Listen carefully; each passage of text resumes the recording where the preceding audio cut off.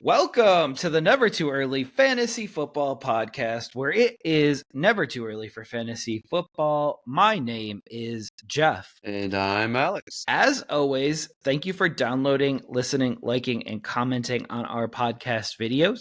Please join our community by subscribing to us on the socials. Our handle on all platforms is at N2E Fantasy. We are also available on all major podcasting apps by searching N2E Fantasy. Alex, what do we have on today's show? On this episode of the Never Too Early Fantasy Football Podcast, we are breaking out our first 2025 NFL standing predictions following the NFL schedule release. But first, Jeff, we got some news to cover. Yeah, I mean, I feel like this is partially the Trey Sermon podcast, so we might want to lead off here with the Steelers signed running back Trey Sermon to a one-year deal. I project him to be the fourth back on the team right now behind Kenneth Gainwell and the rookie that they signed. Which rookie was that they signed?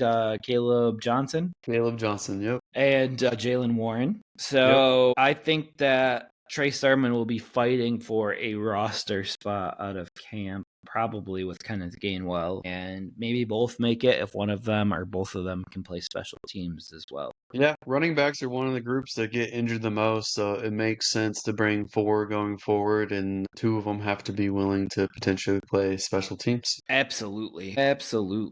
All right, we have some shocking NFL news here. In the Saints quarterback, Derek Carr, retires from the NFL. This kind of seemingly came out of nowhere. We heard about a shoulder injury. We never heard retirement was even a possibility. And it's interesting that he does this after the draft. I think the Saints might have had some inkling that this was a possibility, considering where they drafted a quarterback.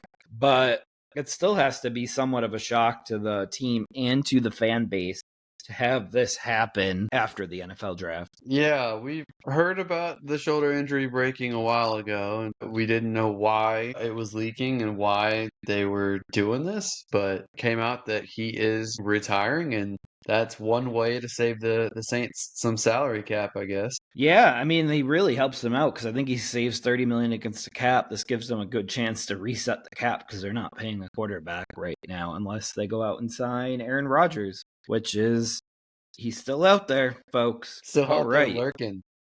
Yep. But speaking of retirement, the Ravens running back Derrick Henry is not close to retirement as he signs a new 2-year deal with the Ravens. So they essentially rip up his deal for this year and sign him through 2026.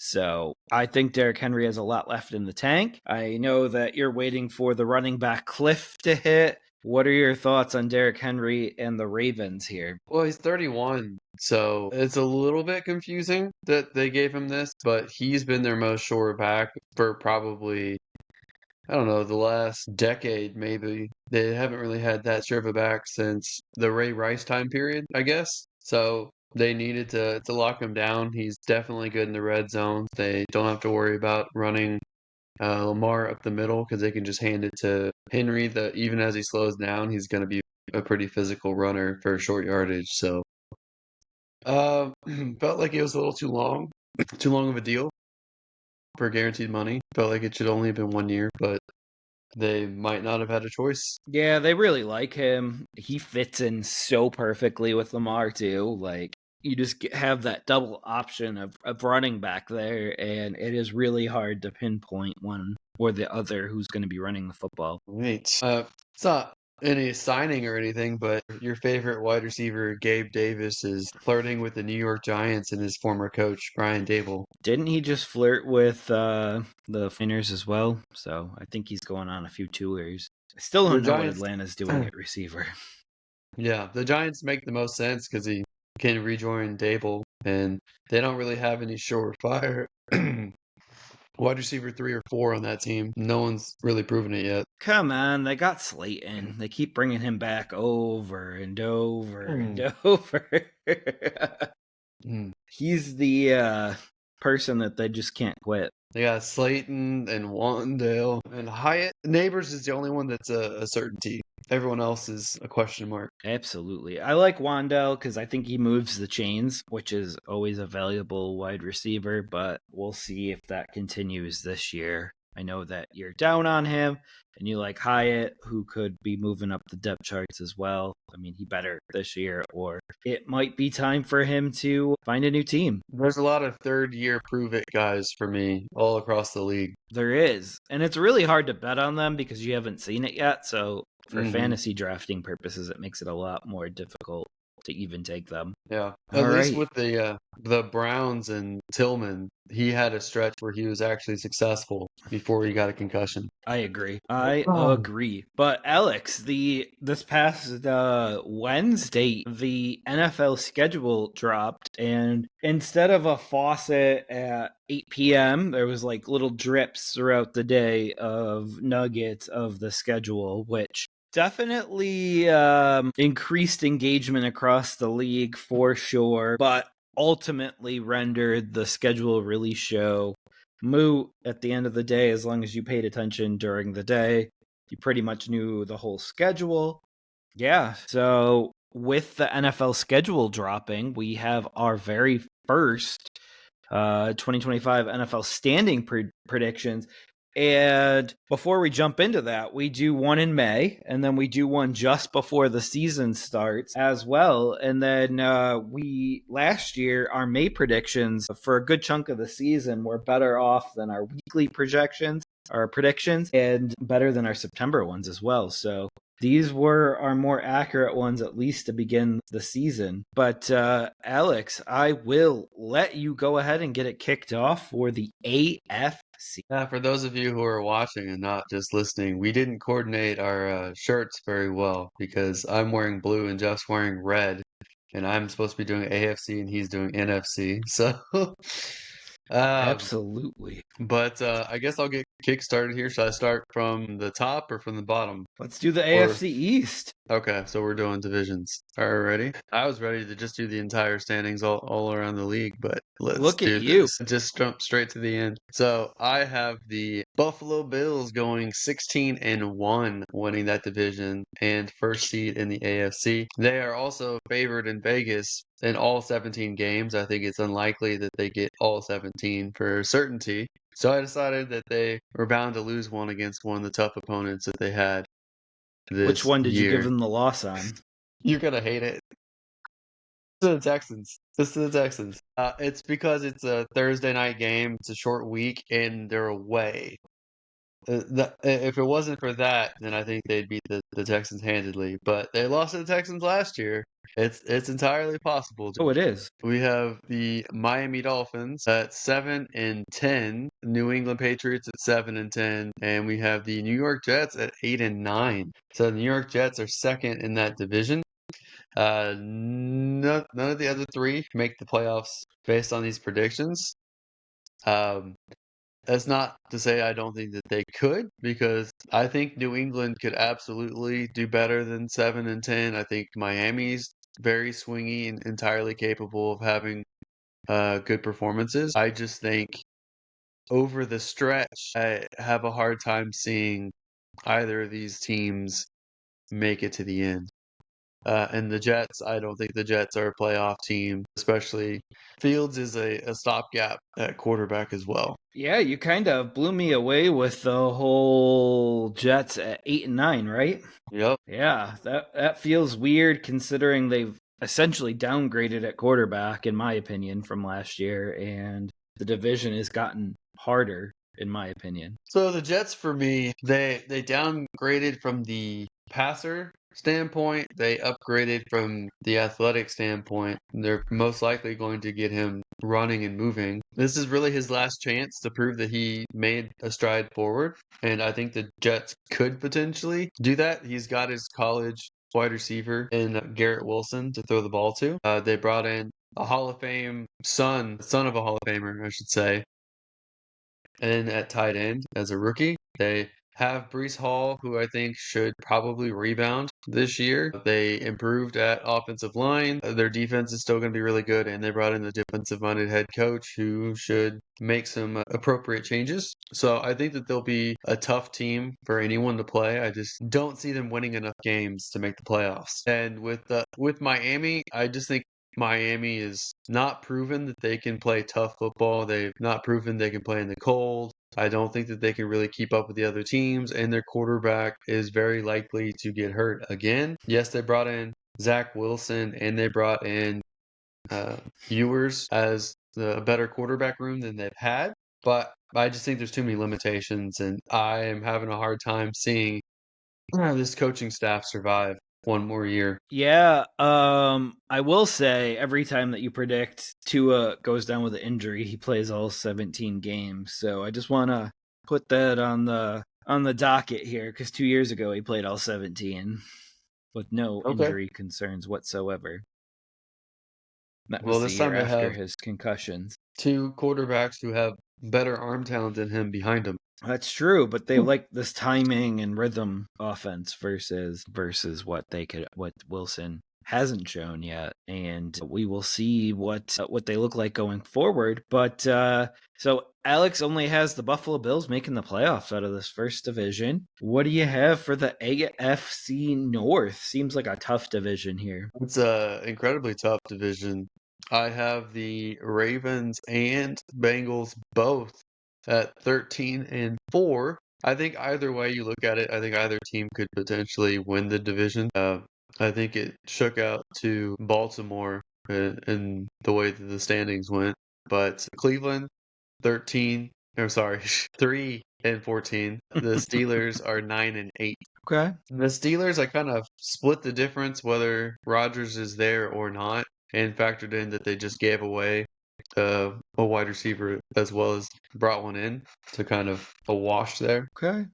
So you If got they them going kept 9 and Pickens, 8. if they kept Pickens, I would have been a little bit more encouraged by them, but they traded him away. So I will admit the Steelers were one of my harder ones to do just because I didn't know where they were going at the quarterback position. And there's a chance that Mason Rudolph is their starter this year. And yeah, so that's kind of where I was at with them. All right. We got the AFC South now, and I have the Houston Texans going 11-6. I can easily see it being 10-7, but based on how easy their schedule is, I feel like that's a good bet. The other three teams were much harder to predict wins for. So I have Indianapolis, or no matter who their quarterback is, I have a hard time seeing them be successful this year. So I have them 5-12. I could maybe see them as high as 7-10, but I have 5-12 predicted here. The Jacksonville Jaguars, I have 7-10, and the Tennessee Titans, I have 4-13. Okay. So only the Texans make the playoffs out of this division? Yep, that's correct. All right. And in the previous division, you had the Ravens and another team, the Bengals, making? Yes. Or no? Okay. Yeah. Interesting. Bengals got a favorable schedule to actually get a couple games going early on. Well, and we know that that's been their Achilles heel all along. So, I mean, it's the perfect storm. Something's got to give. I really thought about having them lose to Cleveland week 1. I really Possible. thought about it. And Jacksonville is one of those borderline teams where if they get a string of games going, I could see them building momentum and sneaking into the playoffs too. But I just don't think they have enough talent yet. Gotta love Trevor Lawrence, right? He's holding them back for sure, in my opinion. Stop. Right. So we have one last division. It's the AFC West, and this is probably the toughest division of them all. Love to hear how you have it shaken out because I know you're a big Raiders fan, so we'll see what you've done with the Raiders.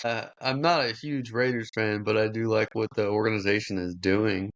The Denver Broncos going 10-7. I could see it being 9-8, honestly, but I think that's about the right range.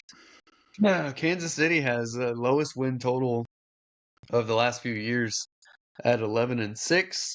I have the Las Vegas Raiders at 8-9 and the Los Angeles Chargers at 9-8. I think the Chargers are another team that they can play pretty tough against good opponents and could outdo that prediction. So they might do 10-7, they might do 11-6, somewhere in that range. But they lost a few defensive pieces, and I haven't seen them do enough to address certain positions. So I have them at 9-8 at the moment. What defensive pieces have they lost other than Joey Bosa? Joey Bosa, yeah. So in addition to the edge rusher, I think they lost a couple of corners as well. Okay, be interesting to see what happens there. But Harbaugh is really putting his stamp on this team. So who do you have making the playoffs from the AFC West? The Chiefs and I think all three except for the Raiders, I believe.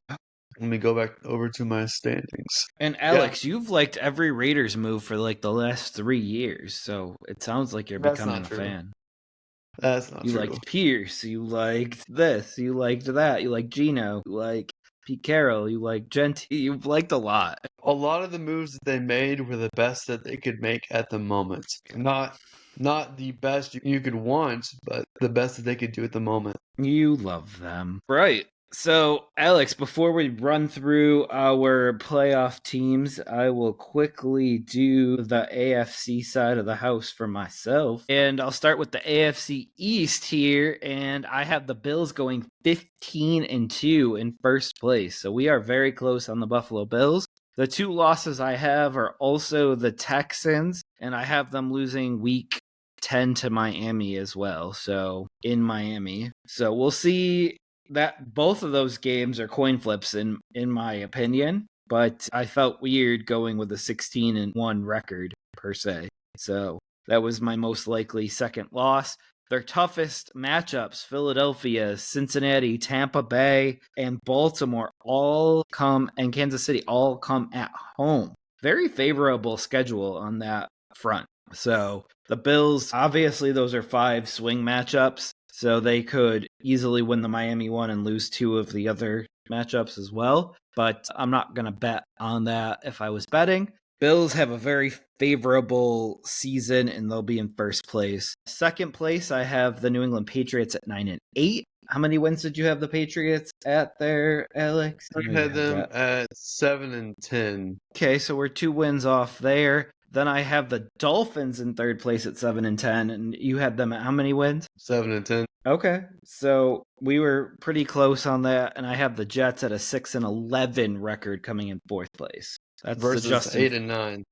Yeah, that's a Justin Fields effect right there. But I do have them beating Pittsburgh week 1, which could be Fields versus old team versus Rodgers versus his old team. I really feel like Rodgers is just a shell of himself, and I think Fields is at least equal to him overall. Not as a passer. They're just different quarterbacks.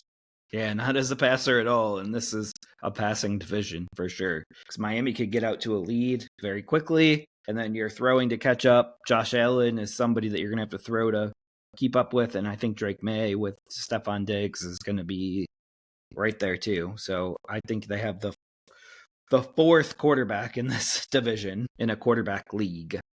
All right. What about your AFC North? Absolutely. But for just to wrap up the AFC East, the Buffalo Bills is my only playoff team from that division. The Patriots end up missing it by 2 games. So I have some high winning teams here.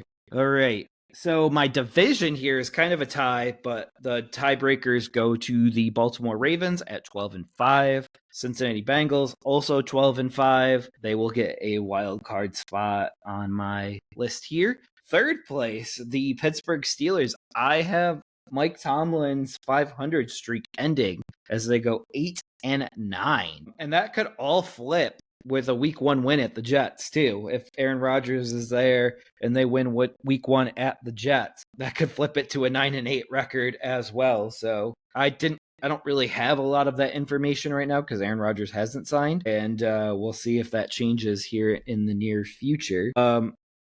Alex, how close was I on your win totals there? I had 12 for the Ravens, 12 for the Bengals. So both of those are one off. I had 13 for those. Okay. And then I had 8-9, and I think you had 9-8 for the Steelers. Yep. And then I had 2-15 for the Browns coming in fourth place. And here I thought I was too conservative for that, so I felt like 3-14 is what I went Yeah. with. Yeah, I mean, I don't really see wins on their Yeah, thing. I have them beating Miami at home. I do too. I have them, and the other win is I have them beating San Francisco at home. That's it. I have them beating Cause, Miami at home, yep. Tennessee at home, and Pittsburgh at home. Interesting. And So I honestly wanted to put them 0-17, but I felt like that wasn't statistically likely. yeah, the reason why I gave Tennessee the loss is because there is a statistical average of teams that play after San Francisco that they lose that following week. And that happened a lot more when Robert Saleh was the defensive coordinator. And guess who's the defensive coordinator back in San Francisco? So Was that's there why a I gave. distinction of whether the game was at home or away? No, just San Francisco beats up on people so much that they cannot play defense the following week. Well, they lost half their defensive starters, so I don't know if that's going to hold true. Yeah, we'll see. We will see. But I did go with that philosophy here. I might change that going forward. It also gave Tennessee an extra win, which we're about to get Tennessee's AFC South right now. But the reason why I gave them the win in against San Francisco at home too is because San Francisco has to travel to the East Coast for a 1 o'clock game a little bit later in the year. Elements could be at play, so. And I know that's a 10 a.m. body clock for San Francisco, who played Monday night at Carolina. So not only do they have to go to a 1 o'clock game, they also have a Monday night game too. So they're on short rest. So that was the reason why I gave Cleveland the win against San Francisco, is the circumstances around San Francisco. Well, I was looking at Cleveland, and I was looking at winner possible quarterback change time periods, and you look at week 7 against Miami, because then it's Miami, New England, and then a bye, or you can do it after the bye at the Jets, but then you have to face Baltimore the next week, or you can wait until after San Francisco and do it against Tennessee week 14, and then you got Tennessee and Chicago. I don't know. So there's different points that they could switch. That was the reason why I gave them the victory over San Francisco. Was San Francisco was playing Monday night. They play a 10 a.m. body clock game on the road. So I just felt like that rest was not enough in between for them to actually show up and play a great game that week. Yeah. All right. So you have just Baltimore and Cincinnati making the playoffs? That's correct. All right. We're on to the weakest division in football right now, in my opinion. And I think it's the weakest division by far, because I have them with a total of 23 victories. So in first place, and Alex already said this, is the Houston Texans, but I have them coming in at a 7-10 record. I feel like the offensive line got worse. There's a lot of questions at the weapons position right now. Mixon's another year older. They don't really have anything behind Joe Mixon as well. And he was injured twice last year with an ankle injury. So he is getting up there, and injuries are starting to pile up. You said a 7-10 record? Correct. So they have a losing record and they're in first place. Oh my gosh.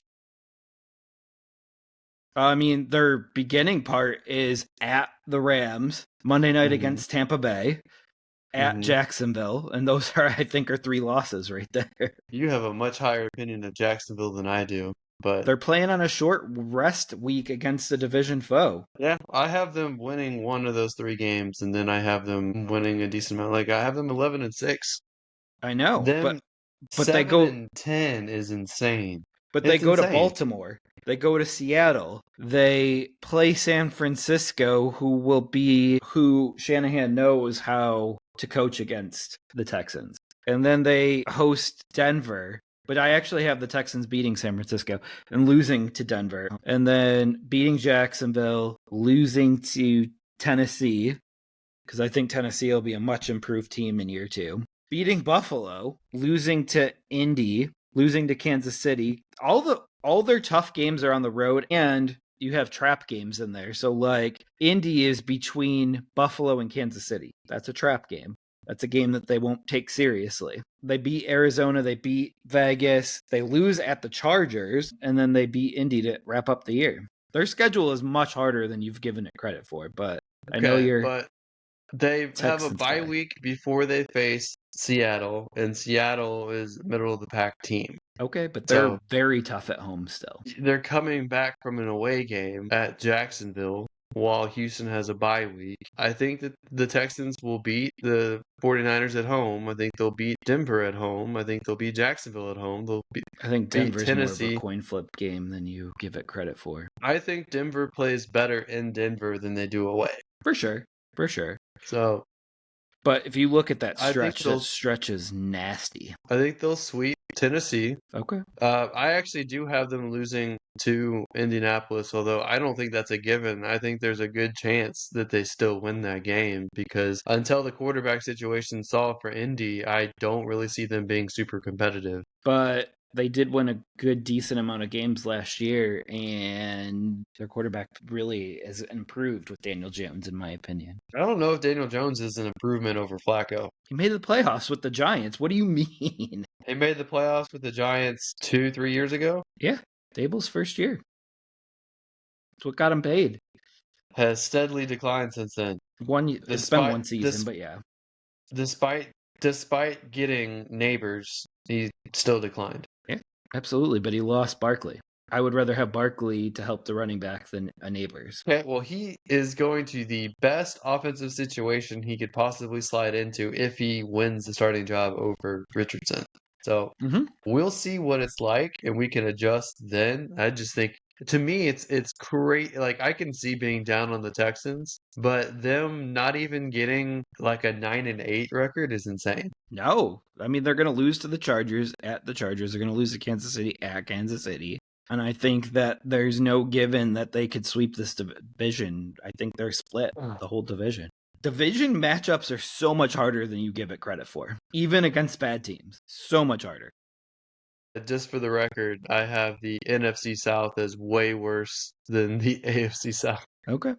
I have them 6 wins apart. Let's see.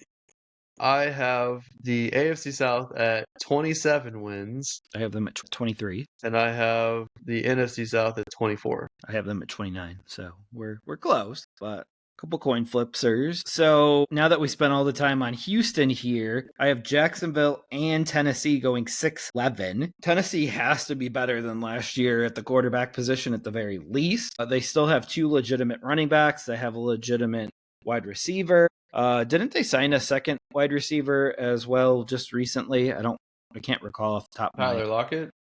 head. Yeah. So, and then they have Chigo, and they have another tight end, I believe, that they drafted, perhaps. Yes, the Gunnar Helm, the Texas tight end. Yeah. They also drafted Iomanor, and then they signed Ward's college wide receiver, Restrepo, as well. And they have DK too, right? Cameron DK that they drafted. Yes, Chime DK or whatever. Yeah. Yeah. I don't know why I said Cameron. Yeah. Interestingly enough, they drafted DK over Iomanor, even though they're the same round. But DK is just a speedy threat, whereas Iomanor is actually an all-around wide receiver. But Restrepo is interesting because of all the places he could succeed, going with his college quarterback is probably the best one. And they still have I think Ridley, they could surprise a few teams. I do too, which is why I couldn't go winless with them. I went 4-13. You went 6-11. That's a good range for them, and they potentially could do more. It just depends on how their season goes. What did you have for Indy? Indy is my last place team at 4-13. Okay. And Tennessee last year finished 3-14, so you only gave them one more win at upgrade at quarterback. So interesting. Well, they still got the same coach. And the Colts went 8-9 last year, and at the very least, they're going to have the same quarterback level, maybe even an improved quarterback level. I know that I have them at 4-13, but I know that you also have them a little bit lower too. I have them at 5-12, so I have more wins than you do. Yep, we're both well below the 8-9 record, so that might be a team that we look to get extra wins to at some point. Yeah. So, all right.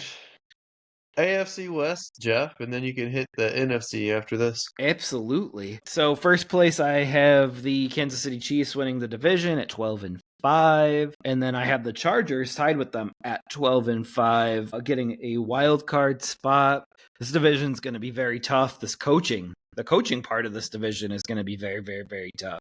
So with that being said, I have a third playoff team coming out of this division, and that's the Denver Broncos at 11-6. And wrapping up the division, missing the playoffs by one game, is the Las Vegas Raiders at a 10-7 record. So Raiders always play the Chiefs, the Broncos, and the Chargers very tough, and I expect them to split with them. That's funny that you gave the Raiders more wins than I did. I know. Their schedule is very favorable, though. So week 2, they play the Chargers at home, and that was a game that I flipped. The Chargers are going to be coming back from Brazil, and it's quite a long flight, and I think they're going to lose week 2 on Monday night, and that was one of my flips for that reason. Obviously, they play Washington on the road. That's a loss. They play Kansas City on the road, Denver on the road, Chargers on the road, Philly on the road, Houston on the road. So their road schedule is pretty tough this year. I don't see them eking out a win in any of those games. Maybe in Kansas City, because they play them extremely tough. But I don't know what that'll mean with Pete Carroll being there. I don't know if they'll have the same fire towards the Chiefs that they did. All right, we'll see. All right. So the AFC, just to recap, I have the Bills getting home field advantage, Baltimore, Houston, and Kansas City winning their division. Chargers wildcard 1, Bengals wildcard 2, and Broncos wildcard 3, which means that there's just one team. The Steelers go to the Bengals, different from last year. So what were your playoff teams? And then I'll hop over to the NFC. Buffalo, number 1. Baltimore, 2. Texans, 3. Chiefs, 4. Bengals, 5. Broncos, 6. Chargers, 7. So just like you, Steelers changed to Cincy. Otherwise, it's the same team. Why are you copying me? I don't know, Jeff. You pulled it down from the drive and you just copied me, except for the Texans. You're the one that's a stickler that it's like, it's got to be 7 teams. It's got to be 7 new teams. So they're all going to be in the NFC? I think we're conservative. I'm very conservative this first go around, but likely there'll be more than one different playoff team in the AFC. Likely. Yeah. I would love to have the Chiefs losing because there is a stigma about losing the Super Bowl and not making it back the following year. All right. And we just got some news in about the AFC here, and I will say that, and we'll move on to the NFC. But the Jets have released veteran kicker Greg Zuerlein. So Greg the Leg is on the move somewhere else, potentially. I think he's probably past his prime. He went like 36 of 38 last year. Also has the nickname Legatron. And I also saw that the NFL owners will vote next week on a proposal to change the playoff seeding format, where teams would be seeded strictly by their regular season record versus giving them a automatic top 4 seed to the division winners, which could really impact the Texans on this ride right here. I don't think the Texans are going to have a losing record. Okay. They didn't improve this year. What are you talking about? They brought in 3 wide receivers. They brought in 3 wide receivers. Okay, but how many times have we seen college receivers not pan out? That's why they brought in Kirk. Duh. He's coming off of a big injury with a broken collarbone. He'll be fine. Is he going to want to get hit? Wouldn't be surprised if he retired before the season started. No. They're set at wide receiver. They'll be resilient if they get any kind of injuries, unlike last year. And that was one thing that held them back, was all the injuries they got hit with. They were one of the most injured teams last year, along with the 49ers and Chicago and a couple other teams. We will see, though, man, because I would take Diggs, Collins, and Dell over what they have right now. You like Diggs a lot more than I do. That's why. Okay, he was a top 10 option when he was healthy with you guys last year before he tore his ACL. Okay, whatever you say, Jeff. All right. I mean, he was. I mean, you can go look right at the fantasy scoring. But let's hop on to the NFC. And I'll start with the NFC East here.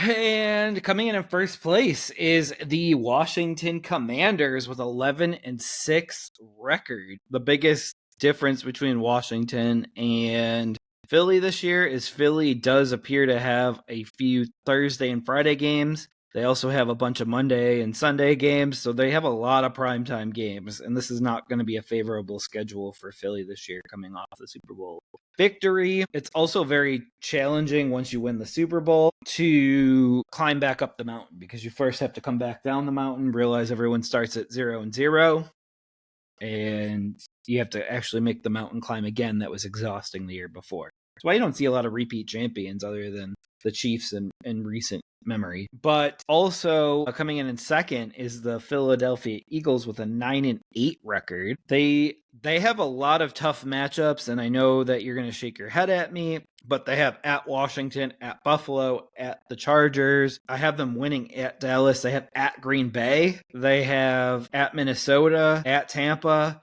They have and at Kansas City. They have a lot of tough matchups on the road this year. And the ones that I've listed, I have them losing. I have them winning at Dallas.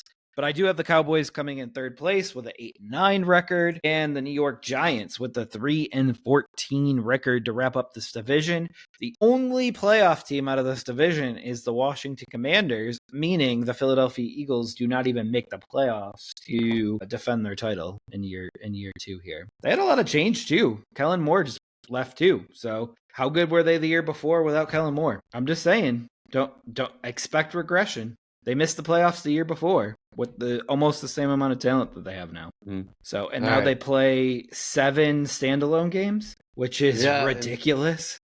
Yeah, but the Commanders play 8, Jeff. They play 8? Yep. Yeah, they do. The difference, though, would be that the Commanders play 2 of their last 3 games at home. Philly, Dallas, Philly.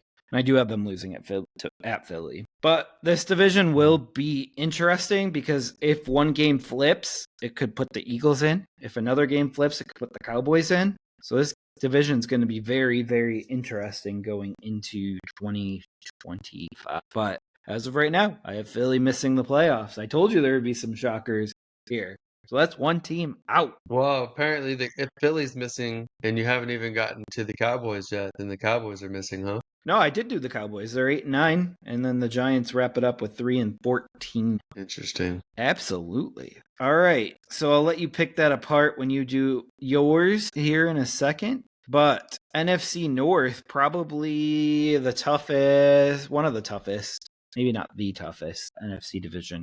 NFC West is pretty tough as well. But here I have all 3 teams being within all 4 teams within 3 wins of each other. And in first place is the Green Bay Packers with an 11-6 record. Second place is the Minnesota Vikings with a 10-7 record, which is actually 5 wins less than last year. And then I have Detroit and Chicago at 8-9. And what that means is the Packers and the Vikings will move on to the playoffs. Packers will be the division. Minnesota would be a wild card. What are your thoughts on me having another team, Detroit, miss the playoffs? I'm not surprised. We've been talking about this offline, and you've been down on Detroit for like 2 years, I feel like. Well, I'm down on Dan Gamble. We've seen him cost his team games, and now he doesn't have the offensive and defensive pillars anymore. One's in Chicago and one's in New York, and all 3 teams missed the playoffs. Shocker. On to the NFC South. I have the first place, Tampa Bay Buccaneers, coming in at 13-4. Second place, Carolina Panthers at a 7-10 record. Third place, Atlanta with a 5-12 record. And fourth place, New Orleans with a 4-13 record. Any thoughts? Can you just recap that for me again? You went so fast. Yeah, Tampa has a 13 wins. Carolina has 7 wins. Atlanta has 5, and New Orleans has 4. Only team that makes the playoffs out of this division is Tampa Bay. Yeah, I think the other 3 teams are okay. That's a lot of wins for Tampa Bay. Yeah, I know. But they play their first road game, or their first 2 weeks are on the road at Atlanta and at Houston, and I think they're offensively better than both of those teams. Then they play the Jets and Philly at home. At Seattle's a loss. At Detroit's a loss. At Buffalo's a loss. At the Rams is a loss. But all the rest of it's very winnable. I don't think you factor in defense as much. Well, defenses take a while to get caught up in the beginning of part of the season. Not ones that kept their unit together. And Houston had a top defense last year, and they've kept their entire unit and added to it. Okay. Where Tampa hasn't really, in my opinion, done enough to address their defense, and then they'd be on the their road unit together in Houston. too, and they were one of the top teams last year. And they added Campbell at linebacker. No, they didn't. No, they didn't. You're right. I had them in the mock draft doing that. They added Mbuka instead. You're right. I think they're very comparable, very, very comparable teams, and I give the advantage to the home team in that matchup. Nah, I give it to the team that has 4 startable wide receivers over the second wide receiver for the. First of all, Godwin might not even be playing by that point. He almost came back for the playoffs. Anything that you're reading or hearing right now is just smoke screens. So they literally said, now we don't have to rush him back. You literally have 31, 32-year-old Mike Evans versus Nico Collins, who's I think 26. And you have Higgins versus, now I'm drawing a blank. Higgins versus the Bucks first round wide receiver, Egbuka. And then you have Kirk and Noel versus Jalen McMillan. So I think the Texans win that talent-wise. Yeah. So the last report for Godwin is we're expecting him week 1. Yeah, we'll see. We'll see if that's true. They almost had him back in January for playoff games. So if he's not ready in September, they would have rushed him back. Yep, but that's 8 months later. I don't think he'll play the first week. Why? It's a broken bone. It's healed. It's done. There was no ligament damage. There's nothing to wait. There's a reason why they spent a mid-first round pick on a wide receiver, and it's because they're looking for life after their current 2 wide receivers. Which is fine, but they also paid that current receiver just 2 months ago. All right, Jeff. Anyway. We should have a bet on whether Godwin plays week 1 or not. All right. Let's do the last division, and I'll go through my NFC. Sounds good. This is one of the tougher divisions here. All 3 teams at the top have a 10-7 record, but I will let you know how they shake out here because all 3 of them make the playoffs. Coming in first place is the Seattle Seahawks at a 10-7 record. Second place is the Rams at a 10-7 record. Third place is the San Francisco 49ers with a 10-7 record. And in fourth place, the Arizona Cardinals with a 6-11. I thought you'd be higher on the Cardinals this year for some reason. Me too. But that's not the way that their schedule shook out. So, yeah, that is my NFC, and I will let you go through it, and then we'll list off our playoff teams. Okay. Well, with the NFC East, I have the Philadelphia Eagles as the number 1 team, and I have them 13-3 and finishing out as the 1 seed in the NFC. And I say that because the way that their schedule has lined up, a lot of their primetime games favor them, in my opinion. So I think I actually have them winning all of their primetime games. Yep. So Dallas is going to be tough because both teams will be at 100%. Dallas won't be tough. It absolutely will be. They will not. Dallas has no run game. Javante's an upgrade from Dowdle. I don't know if that's true. Okay. It could be true, but I don't know that that actually is true. And they changed their coaching staff. They have the most unimpressive coaching hiring. So I'm not enthusiastic about Dallas's chances. I do think Dallas made some decent decisions this offseason in the draft and then the gamble trading for Pickens, but we don't know how that's going to play out yet. I think the Eagles have the advantage on defense and on the offensive side. I think Philadelphia has a chance to actually embarrass Dallas on national television. but I It's not think gonna. it'll be fairly competitive. Detroit, when they weren't ready, beat Kansas City week 1. It just the Super Bowl Yeah, team is not as good as you think they are predicted that week one. 1. I predicted that one, Jeff. But my point is the Super Bowl team is not as good as one would think in week 1. If you're Kansas City and you just go balls to the wall drunk, then yes. But I don't think Philadelphia is the same kind of team that Kansas City is. And when the tush push is banned here in the next couple of weeks, because that will It also won't be be voted banned. on. What? It won't be banned. Okay. So they just tabled it for no reason instead of rejected it last month. But tabling it is almost the same thing as rejecting it. No, it is not, because they're doing it in May instead. Tabling it is the polite way of saying, we'll consider it at another date. They're doing it this month. We'll see if it gets banned. But It will. even if for some reason, they're pansies enough to do it, they still have Saquon Barkley. Okay. I think it's ludicrous that you have them not making the playoffs. Ludicrous. Okay. AJ Brown's another year older. Devonta Smith's overrated.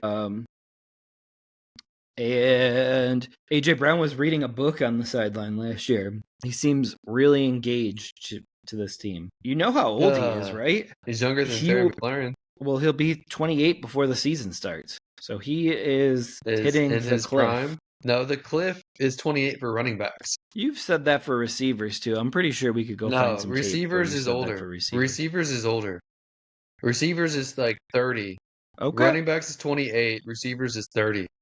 There's less impact on their joints than there is for running backs. But he has statistically wasn't as good last season. Well, they had Saquon Barkley to run the ball. That's not because of A.J. Brown. That's because they actually had an effective run game. Okay. Because he went from 106 catches to 67 catches. Okay. That's crazy. That's a 40 catch drop. That's half. So what was the drop off in targets? It went from 158 to 97.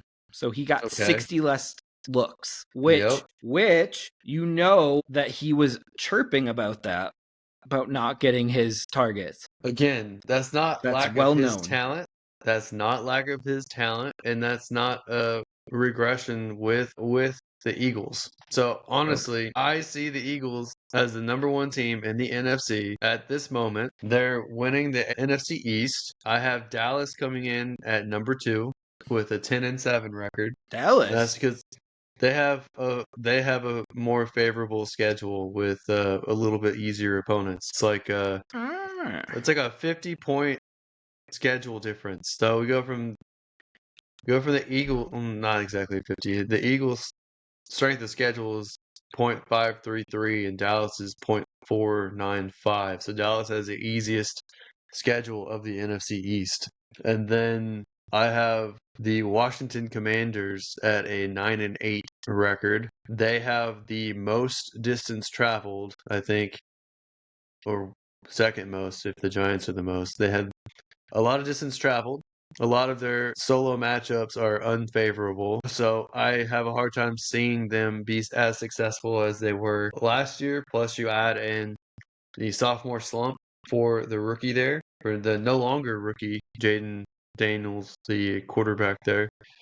I don't think they did enough to address their offense. They didn't add a sufficient running back to compete. They brought in Deebo Samuel, who I'm not really big on, who's also an aging weapon to go with Terry McLaurin.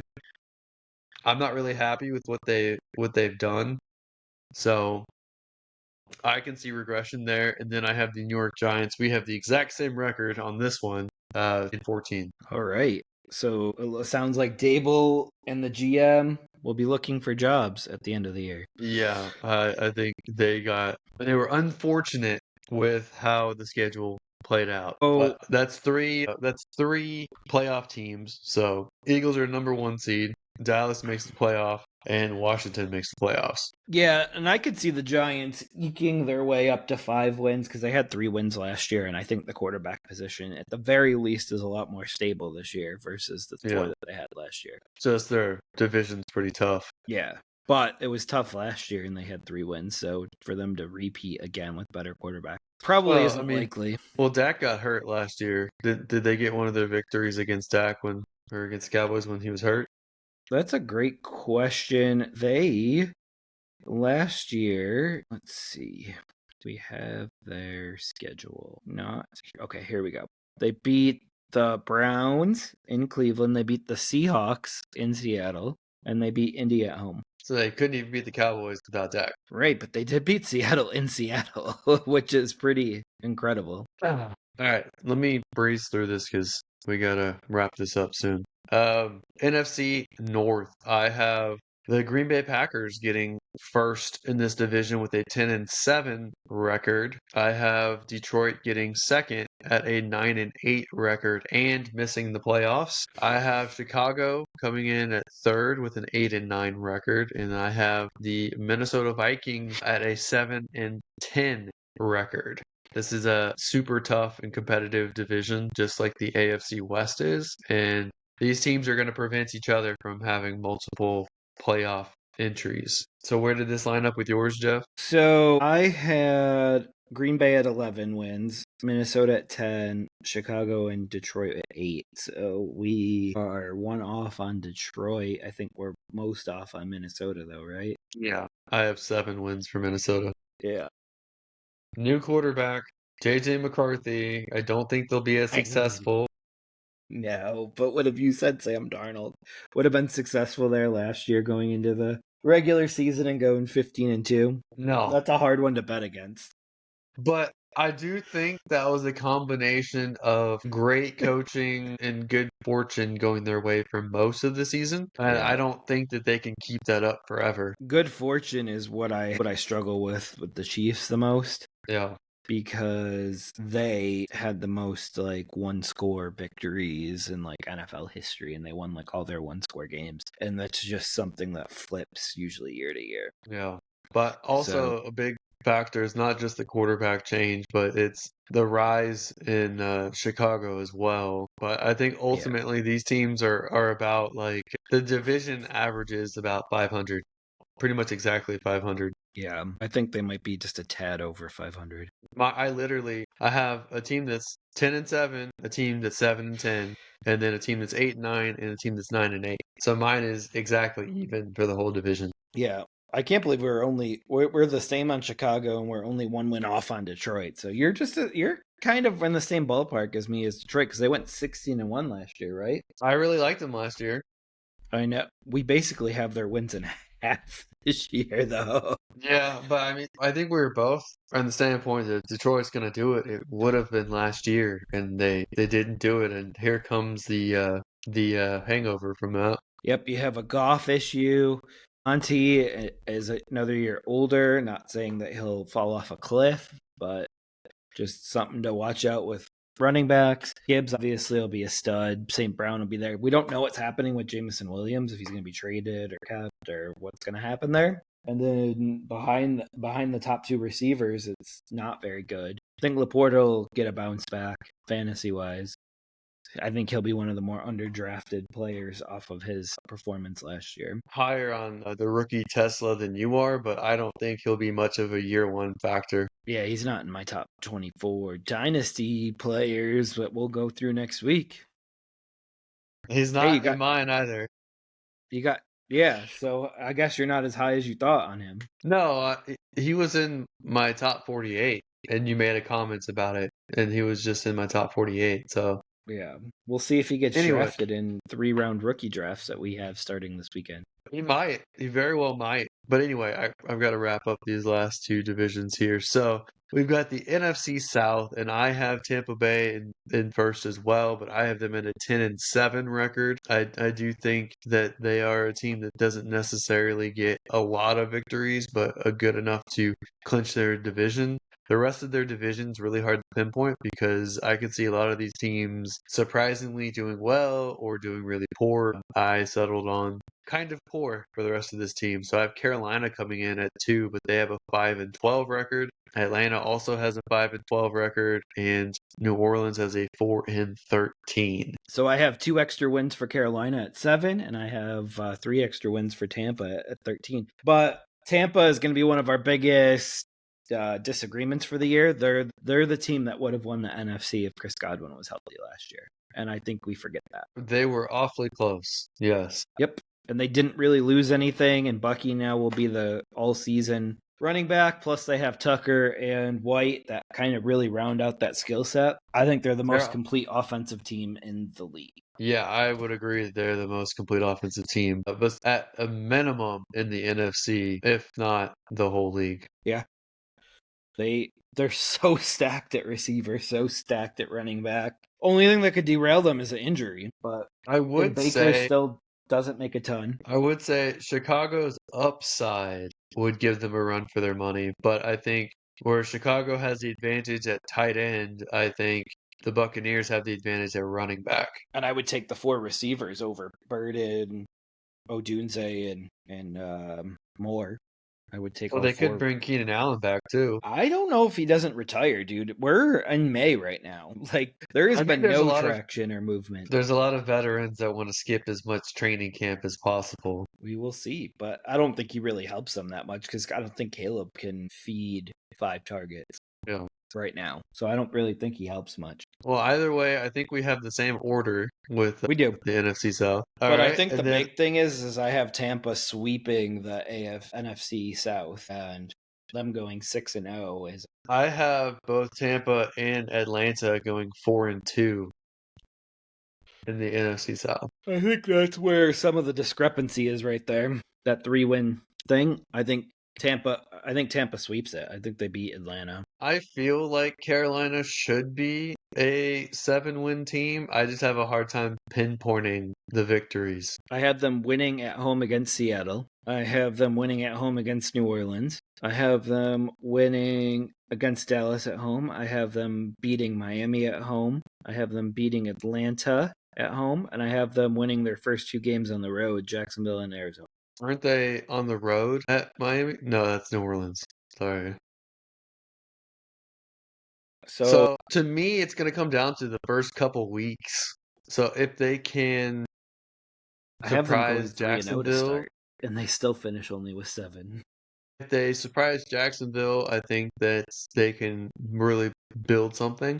If they can beat Arizona, but they start 2 away games, it's hard for me to get on board with that. But those are very easy away games, though, in my opinion. I think Jacksonville and Arizona are comparable, but I think both of those teams are slightly better than what the Panthers are right now. Really? Year 2 of Canales with Young building versus year 1 of Cohen? I think that the weapons that Arizona and Jacksonville has available on offense are better. And I think Arizona, at least, I think their defense is much better than what Carolina has. I would say Jacksonville's probably a wash on defense. But that's an easy trip for Carolina too, is to go to Jacksonville. But they have an hour plane ride. But they have Brian Thomas Jr. and Hunter. But it'll be Hunter's very first NFL game. Yeah, but he doesn't have the pressure because he's the second option at best. Yeah. No, I agree. So, I mean, they're comparable, and if Carolina does make that stride, I could see them winning those games, but it's kind of daunting with both of them being away games. So, historically, when Carolina has opened in Jacksonville, they have won and made the Super Bowl that year. Something to watch an eye out for. The 2 times that's happened, the 2 times that they made the Super Bowl. Yeah, we'll see. It's rare see too there. because of the conference. They only play every 8 years. For them to open that way. All right. Well, the one last division for me, and that is the NFC West. I have the Los Angeles Rams, number 1 in that division with a 12-5 record. I have the Niners second with a 10-7 record. I have the Seattle Seahawks with an 8-9 record in Arizona with a 7-10 record. I can't believe you're that low on your favorite Seahawks team. Your neighborhood I don't like Sam Darnold. I think they downgraded at quarterback. They traded DK Metcalf last year. They traded DK Metcalf away. They didn't make enough improvements at defense, which I thought they were going to do. I do like the coordinator change. I like Kubiak going there, but Kubiak the younger, I should say. But I don't think that they're in a good spot. I don't like a lot of their away games. They're some very difficult away games until they play Carolina towards the end of the year. So I can't see a pathway for them to actually make the playoffs. I have them winning the division, not only making the playoffs. You have Seattle winning the division over the Rams. I couldn't find less than 12 wins for the Rams. Okay. I mean, they're going to lose to Philly and Philly. They're going to lose to Baltimore and Baltimore. I have them losing to Jacksonville in London. And the main reason for that is the flight ride from Los Angeles to London is ridiculous. So they have a ridiculous week. They won't be flying from Los Angeles. They'll be flying from Baltimore. You think they're going to be going right then? I think they should be. That's the smart thing rather than flying all the way back to Los Angeles and turning around and flying all the way to London. So 2 weeks away from families, 2 weeks away from, like, that's a lot to ask. Well, I mean, they could probably pay for their family to fly into London too. No, but you have school-age kids. That's what I'm saying. Yeah. That's a lot. Well, so I think I think with international games, I think you want to get there early in the week and practice the whole week there so your body acclimates. Yeah, I just think that trip is going to be ridiculous for the Rams. Yeah, I just think they're better. They're a much better team than Jacksonville. So I have them losing at Arizona because I think that division plays each other very tough. I know Arizona beat them last year as well. I have them the losing whole division 3. The whole division's 3-3. The way I have it projected. Except for the Seahawks, I had them with an extra win. I think they beat Arizona twice, just based on how the schedule shook out. But the Rams, I have them losing at Seattle and at Atlanta on Monday night because that's quite a trip as well. Yeah. So that's the 7 losses that I have. I don't have them losing to Atlanta. I think Atlanta is not that good of a team and definitely not very well coached. They put up 30-plus points a game with Penix in last year, so okay, they didn't really lose anything. That's basically what I'm saying. They remained status quo, but they lost games. I also have them losing in Seattle for the Thursday night game because it's a short week and that's a lot to travel on a short week for most teams. That's what I did is give it to the home team for the most part. But yeah, so what that shakes out to is I have Philadelphia at the 1 seed with a 13-3 record. I have the Rams at the 2 seed with a 12-5 record. I have Green Bay at the 3 seed with a 10-7 record. I have Tampa Bay at the 4th seed with a 10-7 record. I have the Dallas Cowboys at the 5 seed with a 10-7 record. San Francisco at the 6th seed with a 10-7 record. I have the Commanders at the 7th seed with a 9-8 record. So that is 2 new teams this year for the NFC, 1 new team for the AFC. That's 3 total new teams. Jeff, and we both admit that probably should be closer to 5, but we're not quite there just yet. Because I'm at 3-2. Can't quite figure out. Yeah, I'm at 3-2, so I'm not. No shade here. Just saying that I do believe that it'll likely be closer to 5 new playoff teams. But my home field advantage goes to Tampa. My divisions go to Washington, Green Bay, and Seattle. Wildcard 1 is Minnesota. Wildcard 2 is the Rams, and wildcard 3 is the 49ers. Meaning, actually, that Seattle and the 49ers are my 2 new playoff teams this year. So it's interesting to me that you attack the Eagles for losing their offensive coordinator, but the Buccaneers also lost their offensive coordinator 2 years in a row, and they keep producing. So all I know is 2023 was a mess for the Eagles, and that's at least on the table. Maybe. You were not even considering it, though, because they won the Super Bowl last year, and you have recency bias. But they didn't have Saquon Barkley in 2023. Okay. What was their running back situation before Barkley? Who was their running back in 2023? Was it Miles Sanders and Kenneth Gainwell? Just a platoon of not great? Nope. Good question. It was somebody, it might have been Swift. Oh, yeah, they did trade for Swift. That's right. So it was Miles Sanders before that. Then they traded for Swift to upgrade on Miles Sanders. So that kind of worked out, but not really. Yeah, it was Swift, Gainwell, Penny, and Boston Scott. So, and I'll admit, Barkley's much better, but Brown is also 2 years older now. Wide receivers have a little bit longer of a lifespan than running backs do. I know. He came off back-to-back 1,400-yard receiving seasons, and he complained about that. And now he had a 1,000-yard receiving season, and you don't think he's going to complain about that? He's reading a book on the sideline. they really didn't bring in much competition in the wide receiver room, so I think he's going to get They his can't targets. afford more. They paid both Brown and Smith last year, and they have Dotson. The way the offense ran was through the ground game, but it lowered the passing stats for I those know, two wide receivers. but that doesn't necessarily build great team chemistry and keep the receivers happy, which is important because you see what happens with George Pickens and even Well, an AJ Brown. if you think they're having tougher matchups this year, then they're going to have to pass the ball in situations. They're going to get the ball. So I think it's just going to work itself out. But why don't you recap your picks as well? My which picks? Your predictions. Recap your playoff predictions. Yeah, absolutely. I'll start with the AFC then because I just did the NFC and I'll actually do those again really quickly. Home field is the Bills. Division is Baltimore, Houston, and Kansas City. Wildcard 1 is the Chargers. Wildcard 2 is the Bengals. And wildcard 3 is the Broncos. And in the NFC, it's the Buccaneers with home field advantage, who I believe would have won the Super Bowl last year if Chris Godwin was available. Divisions will be Seattle, Washington, and Green Bay. Wildcard 1 is Minnesota. Wildcard 2 is the Rams, and wildcard 3 is the Niners. But and I do believe the Rams would have beat Philly last year if Puka Nacua didn't have that crazy drop in their playoff game. So I think the Eagles had a few lucky things happen to them last year. It's really funny to me that you have Seattle in your playoffs and I have Dallas in mine. I feel like it should be reversed. Yep.